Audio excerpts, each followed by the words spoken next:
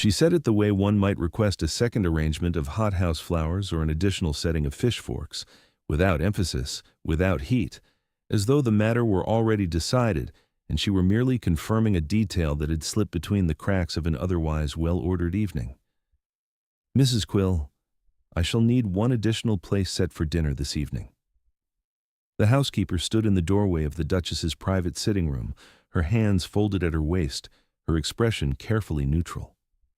Morning light fell through the tall windows and pooled across the writing desk where Cecily Vane sat with her correspondence arranged in precise stacks, invitations answered, invitations declined, household accounts initialed, and one letter that did not belong to any of those categories lying open beside her cup of chocolate. "Of course, Your Grace.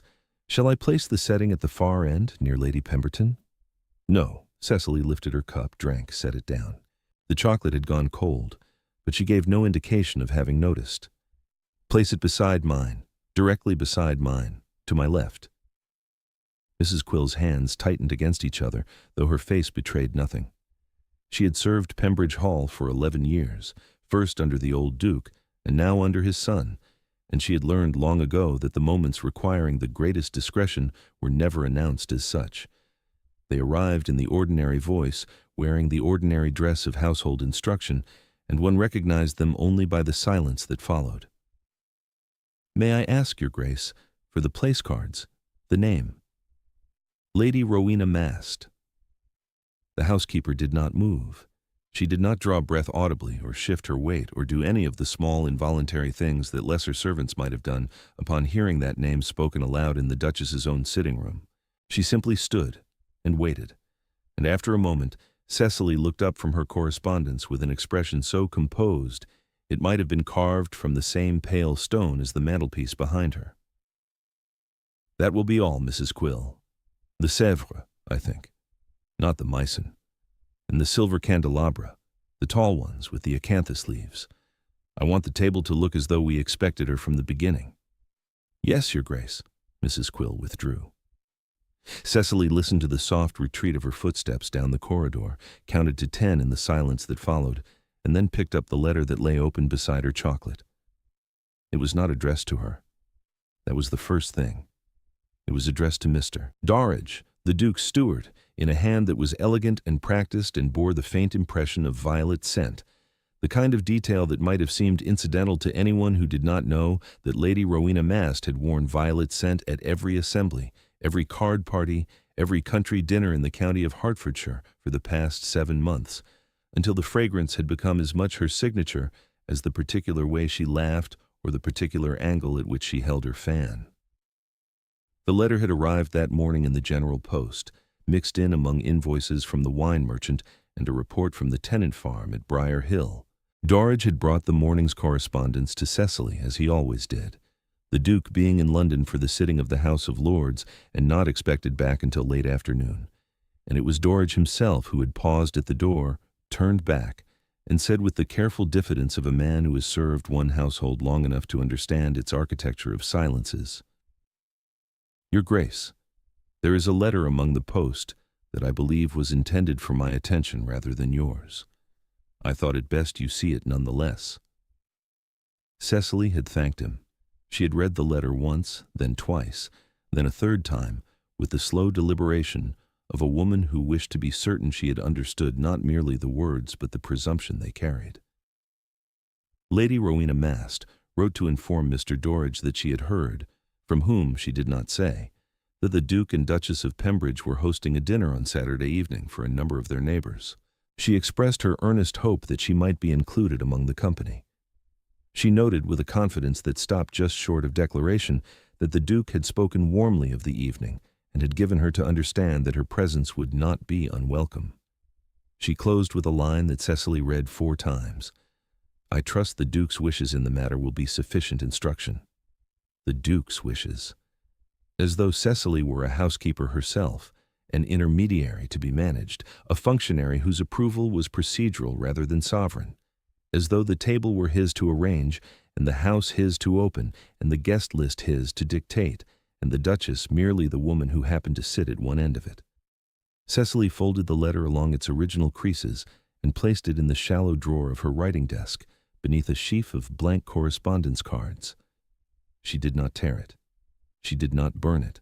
She placed it where she placed everything she intended to keep, neatly, precisely, in a location she could find again without searching. Then she rang for Mrs. Quill. The dinner had been Oliver's idea. He had proposed it a fortnight ago over breakfast, one of those bright April mornings when the light through the east-facing windows turned the breakfast room into something almost theatrical in its warmth, the silver gleaming, the marmalade catching the sun like amber. They might have some of the county to dinner, he said, the Pembertons, the Lacys, Sir George Frith and his new wife. It would do them good to be seen as settled, as established, as a household that entertained with confidence and regularity. Cecily had agreed. She had always agreed. She was, by temperament and by training, a woman who understood that a well-run house was a form of argument, that the quality of one's table and the precision of one's hospitality said more about the state of a marriage than any number of public declarations. What she had not known, on that bright April morning, was that Oliver's enthusiasm for the dinner had a secondary architecture, that the evening was not merely an exercise in county sociability, but a frame into which a particular guest might be inserted with the appearance of casualness. She had not known this because Oliver had not told her, and Oliver had not told her because Oliver believed, as men of his rank and generation so frequently believed, that certain arrangements existed in a separate territory from the marriage, running alongside it like a parallel corridor in a great house, visible from certain angles, but never quite intersecting with the principal rooms. Lady Rowena Mast had arrived in the county in September of the previous year. She was a widow. Sir Philip Mast had died of a fever in Naples, leaving her a modest jointure and a social ambition that exceeded it considerably. She had taken a house at Barton Green, 4 miles from Pembridge, and had set about making herself indispensable to the neighborhood with the methodical energy of a woman who understood that charm, properly deployed, was a form of capital. Cecily had received her. She had called on her, as custom demanded, and had found her clever and vivid and possessed of the kind of beauty that announced itself from across a room. Dark hair, sharp features, a mouth that seemed always to be suppressing some private amusement. She had thought, in those first weeks, that Lady Rowena might become a friend. There were so few women of real intelligence in the county, and Cecily had been lonely in ways she did not often permit herself to examine. The shift had been gradual. A glance held too long across a card table. A laugh directed exclusively at Oliver during a walk after church.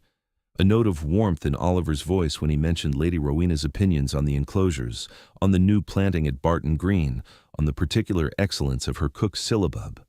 Small things, individually meaningless. Collectively, they formed a pattern as legible as print on a page, and Cecily read patterns the way other women read novels, quickly, accurately, and with full comprehension of the ending before it arrived. She had said nothing. She had watched the pattern deepen through the winter, the rides that happened to pass Barton Green, the invitations to tea that Oliver encouraged her to extend, the way he stood a little straighter when Lady Rowena entered a room. And she had said nothing, because saying something would have required her to name what she saw, and naming it would have made it real in a way that silence did not. Silence preserved the architecture. Silence kept the parallel corridor from intersecting with the principal rooms. And Cecily, who had been raised by Sir Edmund Ashton to understand that composure was the only currency a woman could spend without diminishing her reserves, held her silence like a hand of cards she had not yet decided whether to play. But the letter to Dorridge was not a private indiscretion. It was not a glance or a laugh or the faint trace of violet scent on a riding glove. It was a claim, a territorial assertion written on cream paper and sealed with red wax and sent through the public post to a servant of the house, as though the woman who governed that house were an obstacle to be circumvented rather than an authority to be acknowledged. It was Lady Rowena Mast saying, with the particular confidence of a woman who believes she has already won, "I belong at your table. Make room for me." And so Cecily would make room. She spent the morning in the dining room with Mrs. Quill, attending to the arrangements with the scrupulous attention she brought to every household endeavor. The table was long. It could seat 24 in full extension, though tonight they would be 12, now 13 with the addition. Cecily walked the length of it, adjusting the placement of each setting, checking the alignment of each glass, running her fingertip along the edge of the damask cloth to confirm it fell evenly on both sides. The additional place she positioned herself, lifting the Sèvres plate from Mrs. Quill's hands and setting it down with a deliberation that was almost ceremonial. To her left, close enough that their elbows might brush when reaching for the salt, close enough that every guest at the table would see them side by side, the Duchess and the woman whose name had been whispered in drawing rooms from Hertfordshire to London and back again, and would understand, in the particular way that the ton understood everything, that this arrangement was not an accident. She wrote the place card herself in her own hand, which was small and precise, and bore none of the affected flourishes that fashionable women cultivated. Lady Rowena Mast. She placed it above the setting and stepped back and looked at the table as a painter might look at a canvas, assessing composition, balance, the relationship between each element and the whole. The morning light moved across the room as she worked, shifting from the east windows to the south, warming the mahogany sideboard and the portrait of the first Duchess of Pembridge that hung above it, a woman with steady eyes and a mouth that suggested she, too, had understood the uses of silence. The room smelled of beeswax polish and the faint green scent of the hothouse lilies that Cecily had ordered, arranged in a low centerpiece, low enough that every guest could see every other guest across the table without obstruction. She had been particular about this. She wanted no barriers. She wanted no merciful arrangements of foliage behind which embarrassment might hide. The table would be open and visible and legible, and every person seated at it would understand exactly what they were looking at. "It is well done, Mrs. Quill." "Yes, Your Grace." "When His Grace returns from London this afternoon, I should like to be informed. Do not mention the additional setting. I wish him to see it for himself." "Of course, Your Grace." Cecily withdrew to her sitting room and closed the door and sat in the chair by the window where the afternoon light would find her when it came, and she did not weep, and she did not pace, and she did not ring for her maid or write to her father or do any of the things that a woman in her position might have been forgiven for doing. She sat with her hands in her lap and her spine straight against the chair back, and she waited, the way one waits for weather, not with anxiety, but with the patient certainty that what was coming would arrive on its own terms and she would meet it as she met everything, upright and ready and entirely composed. Oliver returned at 4:30. She heard the carriage on the gravel, the particular crunch of iron-rimmed wheels on the raked drive that announced the family coach rather than the lighter gig used for local errands, and then his voice in the entrance hall speaking to Dorridge about a matter at the home farm, something about drainage and a boundary fence, the ordinary business of an estate that continued to require management regardless of what was happening in the private rooms above it. Then, his boots on the staircase, heavy and unhurried, the tread of a man who had no reason to believe that anything in his household had changed in his absence. He did not come to her sitting room. He went to his dressing room to change, and she listened to the sounds of his household moving around him, the valet's measured tread, the clink of a water pitcher, the soft closing of a wardrobe door, and she thought, as she had thought many times in the 3 years of their marriage, that the architecture of intimacy was mostly acoustic. One learned the rhythms of another person not through conversation, but through the sounds they made when they believed themselves unobserved. She knew the weight of his step when he was tired. She knew the pace of his movement when he was preoccupied. She knew, by the length of silence between the closing of the wardrobe and the opening of the dressing-room door, whether he had paused to look at himself in the glass, a vanity she found endearing and had never mentioned, because some observations were best kept as private possessions. He came downstairs at 6. She heard him cross the entrance hall and pause, the particular pause of a man remembering that he ought to look in on preparations, and then his footsteps moved toward the dining room. Cecily rose from her chair. She walked to the top of the staircase and stood there, one hand resting on the banister, looking down into the entrance hall, which was empty now except for the last of the evening light coming through the fanlight above the door. She did not descend. She waited. The dining room was visible from the entrance hall through a set of double doors that stood open in the evenings when the house was preparing to receive. Cecily could not see the table from where she stood, but she could see the light from the candelabra, the tall silver ones with the acanthus leaves, lit early on her instruction, throwing warm patterns across the far wall, and she could hear with the acoustics of a house she knew better than any room she had ever occupied, the exact moment when Oliver stopped moving. It was not a dramatic silence. There was no sharp intake of breath, no exclamation. There was simply a cessation, the sound of a man's footsteps ending not at a destination, but at a realization, the way one stops mid-sentence when the words one was about to speak are suddenly made irrelevant by something seen. She counted. 1, 2, 3, 4, 5, 6. 7 seconds of absolute stillness. Then she heard him say her name. Not loudly, not as a summons. He said it the way one says a word when one is alone in a room, and the word is not meant for anyone but oneself. Quietly, with the particular weight of a man who has just understood something he should have understood months ago. Cecily. She descended the staircase. She crossed the entrance hall.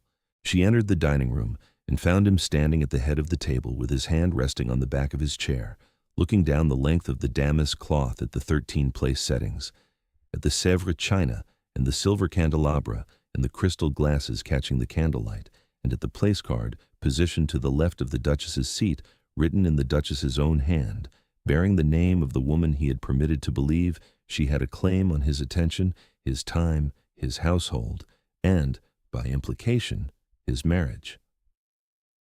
Oliver looked at the table. He looked at the place card. He looked at Cecily, who stood in the doorway with her hands clasped at her waist, wearing the dove-gray silk she had chosen for the evening. Not her finest gown, not a deliberate weapon, simply the dress she would have worn to any dinner of moderate importance, because this dinner was in the end a dinner of moderate importance. "You have set a place for Lady Rowena," he said. "I have. Beside yours." "Yes." He was quiet for a long moment. The candles made small sounds, the faint hiss of tallow, the occasional pop of a wick, and somewhere in the house a clock struck the half-hour. Oliver's hand tightened on the back of his chair, and Cecily watched his fingers press into the wood and then release, press and release, as though he were negotiating with himself about what to say and finding every option insufficient. "She wrote to Dorridge," he said finally. "Yes." "You read the letter?" "Dorridge brought it to me, as was proper." Oliver closed his eyes. When he opened them, his expression had changed, not dramatically, not with the theatrical remorse that lesser men might have performed, but with the quiet devastation of a man who has been confronted not with an accusation, but with a mirror, and has seen in it exactly what he hoped he would never have to see. "I did not invite her," he said. "I did not ask Dorridge to. I would not have—" He stopped. He looked at the place card again, at Cecily's handwriting, at the precision of her letters, and something in his face broke open like a lock giving way. "She presumed." "Yes," Cecily said. "She did." "And you set her a place." "I set her the place she asked for, beside mine, where everyone could see." The silence that followed was the loudest thing Cecily had ever heard in that room, louder than any argument, any accusation, any scene that might have been made by a woman less practiced in the art of making her meaning felt without raising her voice. Oliver stood at the head of his table, in his dining room, in the house that bore his name and his family's name and the name of every Duke of Pembridge who had come before him, and he looked at the evidence of his wife's composure and understood, as clearly as if she had spoken the words aloud, that she had known everything for months and had said nothing and was saying nothing still, and that her silence was not ignorance or acceptance, but the most precise and devastating form of communication available to a woman who had decided that words were beneath the dignity of the point she was making. "Cancel the dinner," he said. Cecily did not move. "The dinner is your occasion, Oliver.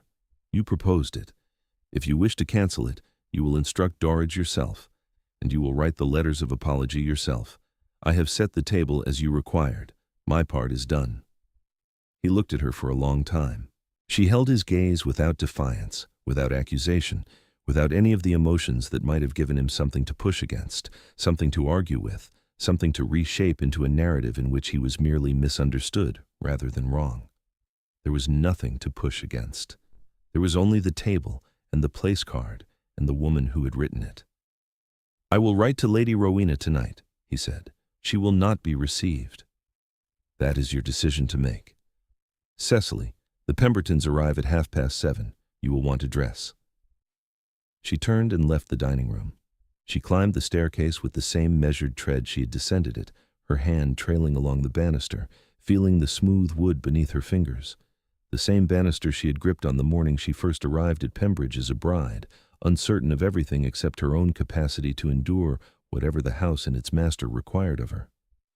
She went to her dressing room and sat before her mirror and looked at her own reflection, gray silk, pearl earrings, hair dressed simply with no ornament, and she permitted herself, in the privacy of that room with the door closed and no one to see, a single long breath, not of relief, not of triumph, simply the breath of a woman who has done a difficult thing well and knows it, and who understands that the difficult thing is not yet finished, but that the worst of it, the waiting, the not knowing whether the gesture would be read correctly, is over. The dinner was cancelled. Oliver wrote the letters himself, as Cecily had required, sitting at his desk in the library with Dorridge standing by to arrange the deliveries. He wrote to the Pembertons with regret. He wrote to the Lacys with apology.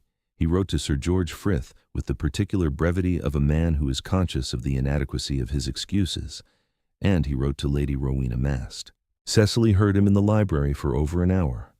She heard the scratch of his pen, the occasional silence when the pen lifted and did not immediately descend, the sound of paper being set aside. Discarded drafts, she supposed, attempts at language that fell short of whatever it was he was trying to say, or trying not to say.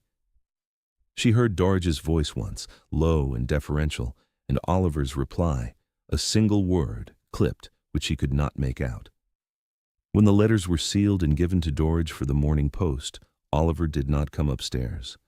She heard him pour a glass of something from the sideboard in the library, and then the house was quiet, and she understood that he was sitting alone in a room that smelled of ink and candle smoke, and the particular shame of a man who has discovered that the woman he underestimated has outmaneuvered him without raising a single weapon he knew how to defend against. Cecily did not ask to see the letter to Lady Rowena. She did not need to. She knew what it would contain because she knew Oliver, knew that his pride, once confronted with its own reflection, would do the work that argument never could. He was not a cruel man. He was not even, in the conventional sense, a faithless one. He was a man who had permitted a flattering attention to grow into something more substantial than he intended, and who had failed to see, or had chosen not to see, that the growth had a cost, and that the cost was being paid not by him, but by the woman who had stood in the dining-room doorway in dove-gray silk, and said nothing that needed to be said because the table had said it for her. Lady Rowena Mast left the county before the month was out. The gossip preceded her departure by several days. Mrs. Pemberton mentioned it to Cecily over tea with the studied casualness of a woman who has been waiting for an opportunity to mention it, and Cecily received the information with a nod and a request for more sugar, which communicated everything that needed to be communicated about how much importance she attached to the matter. The house at Barton Green was let to a retired admiral and his wife, who kept to themselves and grew excellent roses, and never once occasioned a whisper in any drawing-room in the county. Mrs. Quill mentioned the final departure in the course of reviewing the week's household accounts, mentioned it the way one mentions a change in the weather or an adjustment to the butcher's delivery schedule, as a fact of minor domestic significance, already absorbed into the ordinary rhythm of the house. There were those in the county who wondered what had happened. The dinner that was announced, and then cancelled, Lady Rowena's abrupt removal to Bath, the Duke and Duchess of Pembridge, who continued to appear at church on Sundays and at assemblies on Thursdays, with the serene regularity of a household that had weathered nothing more dramatic than a change of season. The ton talked, as the ton always talked, but the talk found no purchase on the smooth surface of Cecily's composure, and eventually it moved on to fresher subjects, an elopement in Surrey, a bankruptcy in Hampshire, and Pembridge Hall was left in the peace that Cecily had earned and Oliver had learned to deserve. Oliver did not speak of Lady Rowena again. He did not, in the weeks and months that followed, offer the kind of explicit apology that some wives might have demanded, the confession, the enumeration of faults, the promise of reform. What he offered instead was something that Cecily, who had never trusted promises, valued more, a change in the texture of his attention. He began to notice things. The way she arranged the flowers in the library, always white in spring because her mother had done the same, the book she was reading, and whether she had finished it, and what she thought of the ending, the particular quality of her silence at breakfast, which was not cold but contemplative, the silence of a woman who was thinking about the day's household management, or the letter she owed her father, or the new planting she had discussed with Dorridge for the south border of the garden. He began to sit in her sitting room in the evenings, not every evening, but often enough that his presence there stopped feeling like an event and began to feel like a habit, which was better. He read while she worked at her correspondence. Sometimes they spoke, sometimes they did not. The silence between them changed, lost its careful architecture, its parallel corridors, and became instead the simple quiet of two people who were in the same room because they wished to be, not because custom or obligation or the design of the house placed them there. In June, he came to her sitting room with a letter he had received from the Lord Chancellor regarding a matter before the House of Lords, a proposed amendment to the poor laws that had been debated throughout the spring session and which had divided opinion sharply among the peers. Oliver had spoken in the chamber twice on the matter already, and the position he had taken, favoring relief over restriction, had earned him admirers in some quarters and critics in others. He asked Cecily her opinion, not as a courtesy, not as the kind of performative consultation that husbands sometimes offered their wives to demonstrate a modern temperament they did not actually possess. He asked because the matter was complex and because Cecily's mind was precise, and because he had begun to understand that the woman he had married was not merely composed but formidable, and that her composure was not the absence of opinion, but the discipline of a mind that refused to speak until it had something worth saying. She gave her opinion. He listened. He disagreed on one point and told her so, and they argued about it, properly argued with evidence and reasoning and the particular energy of two intelligent people who cared about the same thing for different reasons. And when it was over, he looked at her across the sitting room with an expression she had not seen before or had not recognized before, which was perhaps the same thing. "You should have told me," he said. She understood that he was not speaking about the poor laws. "You knew," she said. "You did not need to be told. I needed to be shown." "Yes," she said. "You did." He crossed the room and sat beside her on the settee and took her hand, not with the theatrical urgency of a man making a grand gesture, but with the quiet deliberation of a man picking up something he had set down carelessly and discovering it was more valuable than he remembered. They sat together in the evening light, and Cecily thought that this, the weight of his hand around hers, the sound of his breathing beside her, the ordinary miracle of being known and knowing in return, was worth more than any declaration, any scene, any confrontation that might have cleared the air more quickly, but would have cost them both something that could not be recovered. The dining-room table was reset for 12 the following Saturday. The Pembertons came, and the Lacys, and Sir George Frith and his new wife, and the evening was warm and well-lit and unremarkable in every way except one. Oliver watched Cecily across the table with the particular attention of a man who has learned, recently and at some cost, to see what is in front of him, and Cecily met his gaze with the composure she had always possessed, but which meant something different now, not a shield but a choice, not a defense but a gift, the quiet assurance of a woman who had shown her hand and found it sufficient. By autumn, the house at Pembridge had settled into a rhythm that visitors remarked upon without quite being able to name. Sir Edmund Ashton, visiting from Kent, observed that his daughter looked well. That was the word he used, well, by which he meant something more specific than health, something closer to the particular luminosity that a woman acquires when she is seen clearly by the person who matters most, and is not diminished by the seeing. He did not ask what had changed. He was not a man who required explanations for things he could observe for himself. He kissed his daughter's cheek in the entrance hall when he departed and said, "You have made a fine house here, Cecily." And she understood that he was not speaking about the house. The following spring, in the same sitting room where she had read Lady Rowena's letter and rung for Mrs. Quill and set in motion the most eloquent evening of her marriage, Cecily told Oliver that she was with child. He received the news with a stillness she recognized, the same cessation she had heard from the top of the staircase on the night of the dinner that never was, the sound of a man stopping not at a destination, but at a realization. He crossed the room and knelt beside her chair and pressed his forehead to her hands and stayed there, not speaking, for a long time.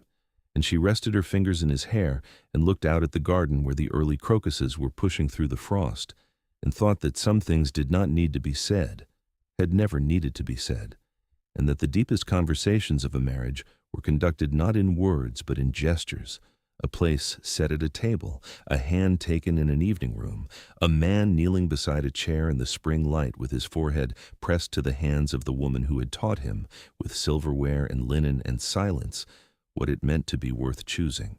Their daughter was born in November, in the same bedchamber where 4 generations of Vane children had entered the world.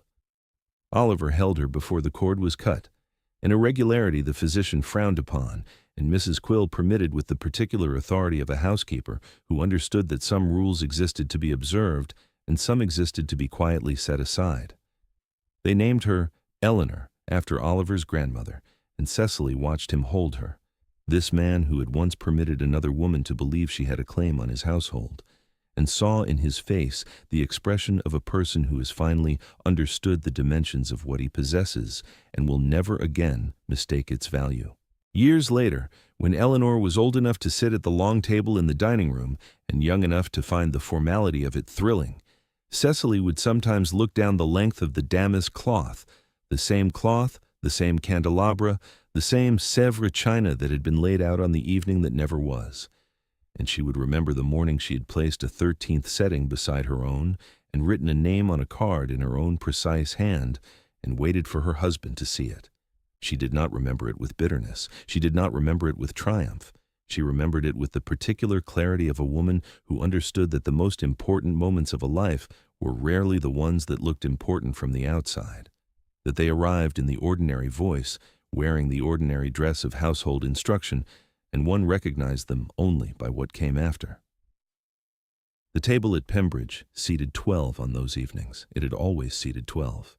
There had never been a 13th place, and there never would be again. And the absence of that place, the space where it might have been, the silence where its occupant might have spoken, was the most eloquent thing Cecily Vane had ever said. They arrive here, like a place set at a table no one expected, whenever they are ready.